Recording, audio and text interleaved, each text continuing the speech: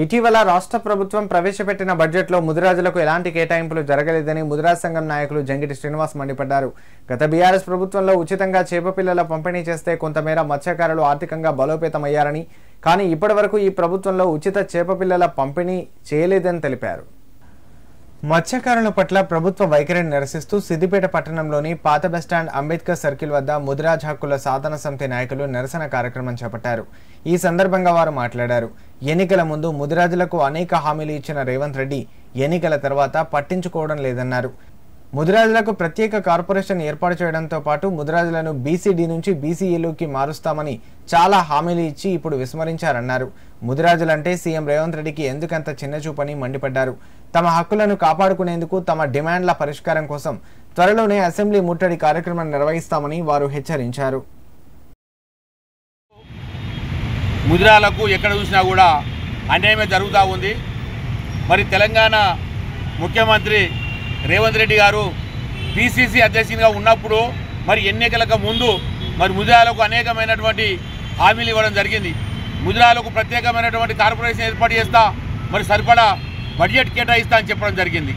మరి అక్కడ కార్పొరేషన్ ఏర్పాటు చేసినప్పటికీ ఇప్పటికీ ₹1 కూడా మరి బడ్జెట్ కేటాయించినటువంటి దాఖలాలు లేవు. పోతే మరి మాకు గతంలో మరి ఎప్పుడైనా కూడా ఉచిత చేప పిల్లలు వచ్చేది, మరి మత్స్యకారులుగా మరి కొంత మేము వెసులుబాటు ఉండేది, మరి ఆర్థికంగా బలపడేది. మరి ఈ ప్రభుత్వం ఏర్పడిన తర్వాత ఆ ఉచిత చేప పిల్లలకు కూడా మరి ఎగనామం పలికిండు. పోతే మొన్న మరి ఏదైతే బడ్జెట్ నిన్న ప్రవేశపెట్టినటువంటి బడ్జెట్లో మరి మత్స్యకారులకు ఏమాత్రం కూడా మరి బడ్జెట్లో కేటాయింపులు లేవు.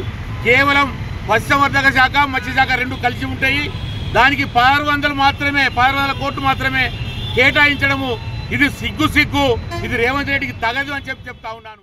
గతంలో కేసీఆర్ ఆధ్వర్యంలో తెలంగాణ ప్రభుత్వం మరి ముదిరాజులను, మత్స్యకారులను పూర్తి స్థాయిలో ఆలోచించి మరి అప్పుడున్నటువంటి ప్రభుత్వం మరి చేపల పెంపుదల కోసం మిషన్ భగీరథ, మిషన్ కాకతీయ ద్వారా చెర్లను మరి అభివృద్ధిపరిచి ఉచిత చేపలను పంపిణీ చేసి ముదిరాజులకు కానీ, బెస్త సోదరులకు కానీ, మరి మత్స్యకారుల సోదరులందరికీ ఉపాధి కల్పన ధ్యేయంగా ప్రభుత్వం పనిచేసి ఉండే. అప్పుడు అట్టి ప్రభుత్వాన్ని విమర్శించి ఈయన పిసిసి అధ్యక్షుడిగా ఉన్నప్పుడు కాంగ్రెస్ పార్టీలో రేవంత్ రెడ్డి ప్రస్తుత ముఖ్యమంత్రి గారు మరి ముదిరాజులకు అన్యాయం జరుగుతుంది, మరి బెస్త వాళ్ళకి అన్యాయం జరుగుతుంది, మత్స్యకారులను ఈ ప్రభుత్వం పట్టించుకుంటలేదు. మేము కాంగ్రెస్ అధికారానికి వస్తే మేము చాలా అభివృద్ధి చేసి చూస్తాం, మిమ్మల్ని అందరాలకు ఎక్కిస్తామని మరి కళ్ళబొల్లి మాటలు చెప్పి ప్రభుత్వాన్ని నిలబెట్టుకున్నటువంటి రేవంత్ రెడ్డి గారు చూస్తూ ఉన్నాం. గతంలో మీరేం చెప్పిండ్రు, ఇప్పుడు ఏం నిర్వహిస్తున్నారో మరి త్వరలో మేమందరం ఒక కార్యాచరణ రూపించి అసెంబ్లీ ముట్టడి కానీ, మీ ముఖ్యమంత్రి ఇంటిని ముట్టడి కానీ నిర్వహించేందుకు సన్నద్ధమవుతున్నాం. తస్మత్ జాగ్రత్త.